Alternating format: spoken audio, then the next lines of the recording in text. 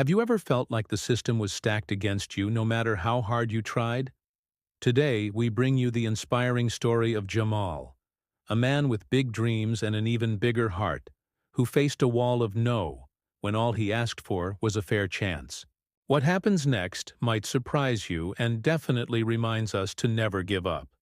Before we dive into Jamal's journey, let us know in the comments where you're watching from today. And if this story of resilience and fighting for your dreams speaks to you, please hit that subscribe button. We create these stories to inspire and connect, and your support helps us share more stories like Jamal's. Now, let's get started. Jamal stared out of his small apartment window, the city lights blurring into a hazy glow. In his hands, he held a thick business plan, its pages dog-eared from countless revisions, filled with market research, financial projections, and his lifelong dream. Jamal's Joint, a soul food restaurant that would bring the taste of his grandma's kitchen to his neighborhood. Jamal was a hard-working man, always had been. He'd pulled himself up, working 2 jobs to get through culinary school, mastering every recipe, every technique. Now, after years of saving every penny and countless nights perfecting his menu, from crispy fried chicken to melt-in-your-mouth cornbread, he was ready. All he needed was a loan to make it happen. He smoothed down his tie, took a deep breath, and walked into the first bank on his list, First National. He felt a nervous excitement. This was it, the first real step towards making his dream a reality. Inside the grand lobby, everything seemed to whisper success: polished floors, hushed conversations, and serious-looking people in suits. He approached the information desk, and a friendly teller directed him to Mr. Harrison, the loan officer. Mr. Harrison's office was all mahogany and leather, impressive, but intimidating.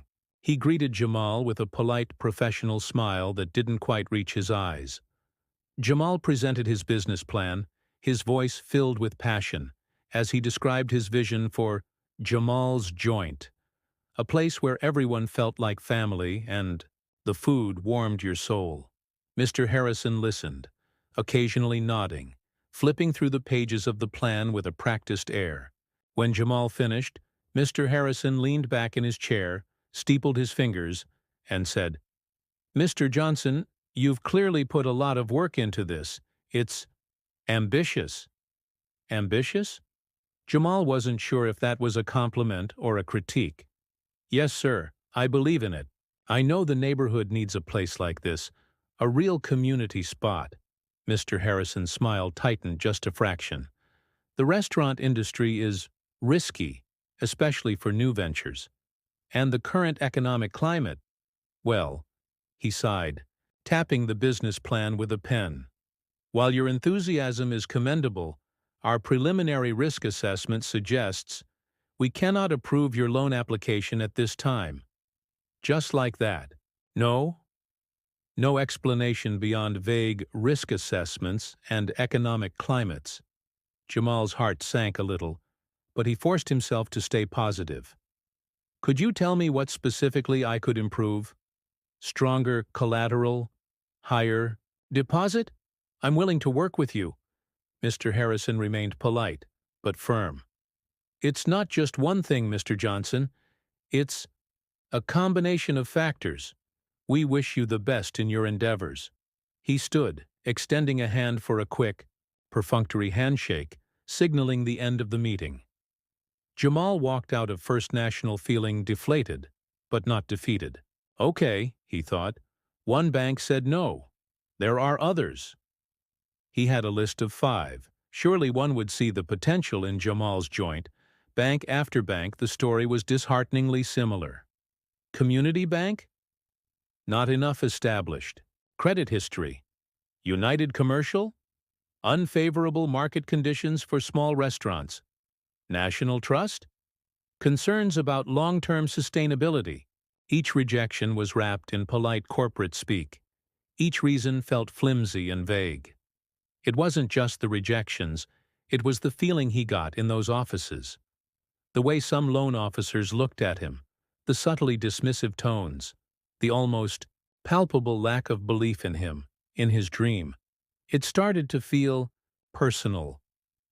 One afternoon, after his fourth no, Jamal found himself talking to Maria, who ran the local bakery a few doors down from where he hoped to open his restaurant. Maria, a friendly Italian woman, had built her bakery from scratch and was a fixture in the neighborhood. "Tough day, Jamal?" she asked, noticing his downcast look as he bought a coffee and a slice of pie. Comfort food for his bruised spirit. Jamal sighed, explaining his loan troubles. Maria listened patiently, nodding sympathetically. When he finished, she frowned. "Loan troubles, huh? That's surprising. I remember when Marco and I opened the bakery 10 years ago, walked into Community Bank, plan in hand, and they practically rolled out the red carpet." Marco, Maria's late husband, was white. The words hung in the air, unsaid but heavy with implication. Jamal looked at Maria, a dawning realization chilling him to the bone. "Maria, do you think it's because I'm black?" he asked quietly, almost afraid to voice the thought aloud. Maria hesitated, then looked straight at him, her eyes filled with concern and honesty. "Jamal, honey, this world, it isn't always fair. Sometimes it's not about your plan or your credit score. Sometimes it's how people see you before you even open your mouth." Her words hit Jamal like a punch. It wasn't his plan. It wasn't his qualifications. It was him. The color of his skin. The invisible barrier of prejudice he had unknowingly run into, wall after wall of polite, professional, systemic racism. Anger, mixed with despair, started to simmer inside him. He had followed all the rules, worked harder than anyone, and still, the door to his dream was slammed shut, not because of his lack of merit, but because of something he couldn't change. He slumped onto a park bench, staring blankly at the children playing, their laughter seeming a world away from his current reality. Was this it? Was his dream going to die stillborn because of something so unfair? Was the American dream not for everyone after all? Just as he was about to give in to despair, his phone buzzed. It was a text from David, an old college buddy. "Hey man, remember you were talking about opening a restaurant? You still working on that?" Jamal hesitated, then texted back, "Yeah, trying to. Loan process is rough." David replied instantly. "Rough? Man, don't even get me started on banks. Have you heard of the People's Credit Union? It's a community development financial institution. They focus on supporting minority businesses and underserved communities. My cousin got a loan from them for her bookstore. Said they were amazing, actually cared about her vision, not just the numbers." The People's Credit Union. Jamal had never heard of it. He immediately Googled it, his fingers flying across the screen. The website highlighted their mission: empowering communities through financial inclusion and equitable access to capital. Their focus was on supporting local businesses, especially those owned by people of color and those serving marginalized communities. Hope flickered within him, a tiny spark in the darkness. He found their application form, downloaded it, and spent the rest of the evening filling it out, pouring every ounce of his frustration and renewed hope into each answer.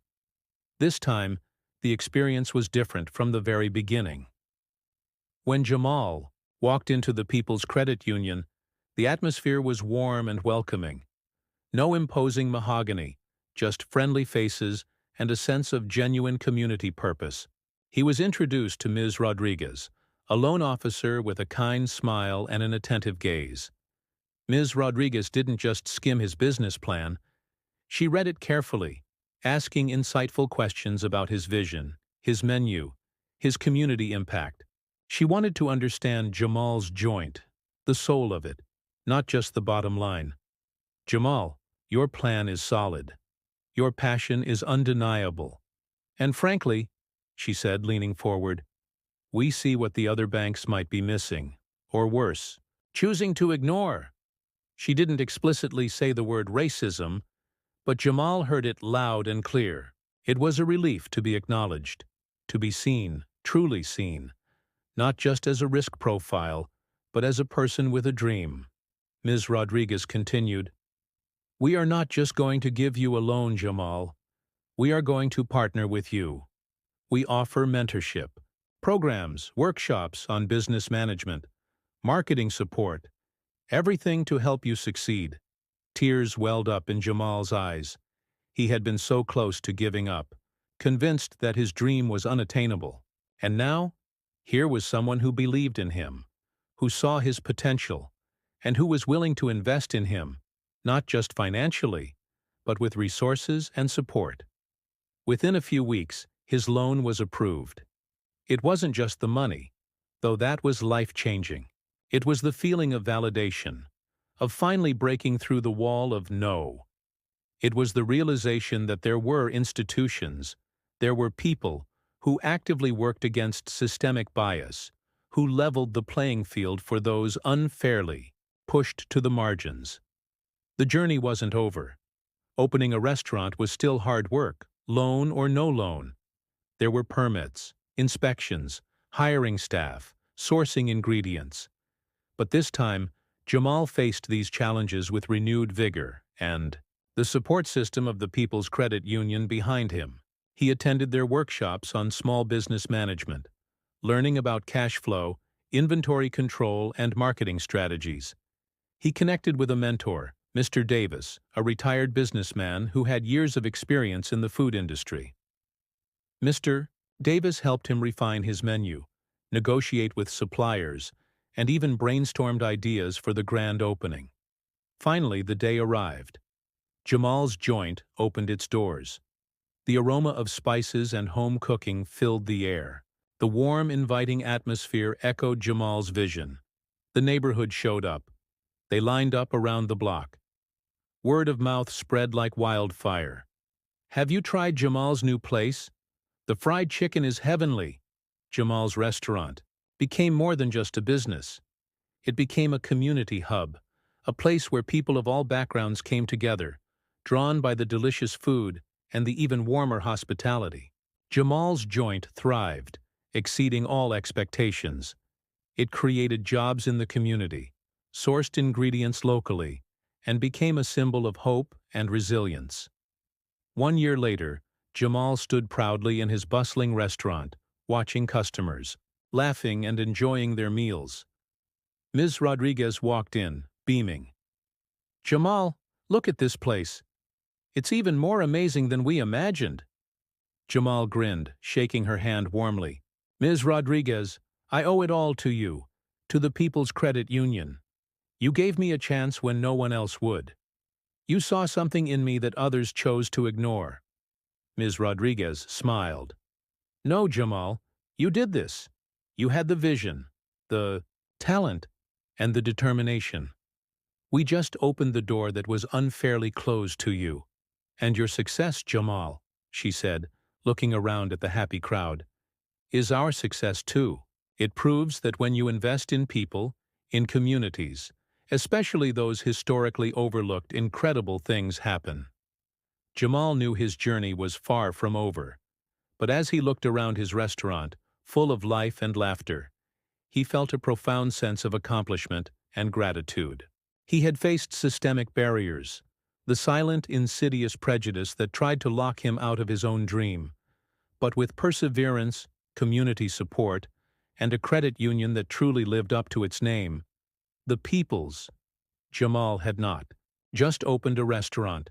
He had opened a door for himself, and perhaps for others like him, proving that the American dream, though sometimes locked, could still be unlocked, with resilience, belief, and the power of community. And that's the story of Jamal. What did you think of Jamal's fight for his dream?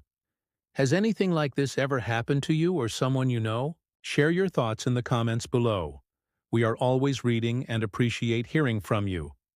If Jamal's story inspired you, please give this video a like, and don't forget to subscribe to the channel for more inspiring stories of resilience, courage, and the pursuit of dreams against all odds. Thank you for watching, and we'll see you in the next story.